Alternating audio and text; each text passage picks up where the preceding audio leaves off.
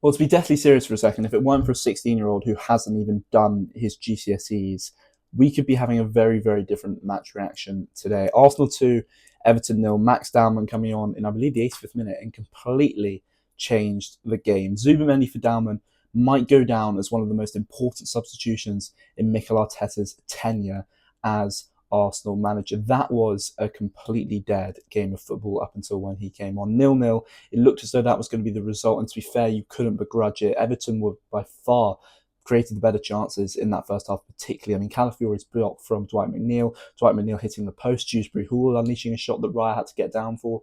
I mean, we were really on the ropes for times in that half, and it's just very, very typical of us. We have these performances where we just don't show up in the attacking third. We let teams come onto us a bit too much, and we just look lethargic and void of ideas. But Max Dowman, I said the other day after the game against Mansfield that he looks like a real gem, and that was a real proof of that. To have the confidence of your manager to be put on in that situation, to go and find a winner for your team, a winner that could be so potentially important in the context of your team season, going for the title. We know now it is. It's just phenomenal. I mean, he gets the ball in. It's a pinpoint ball. Hincapié just nods it on. Not really. He doesn't really know much about it. Hits him.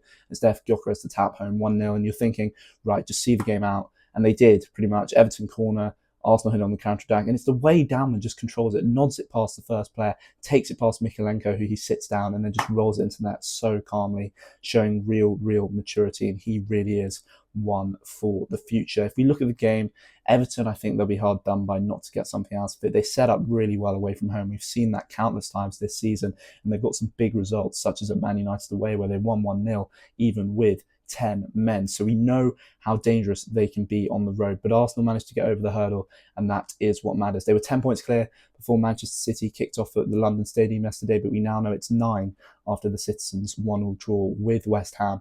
And that is it, really crucial in the title race. It means now that Arsenal's destiny is completely in their own hands. As whatever happens, City win their game in hand, Arsenal lose at the Etihad, they'll still be 3 points clear at the top of the Premier League table. We can't get too far ahead of ourselves.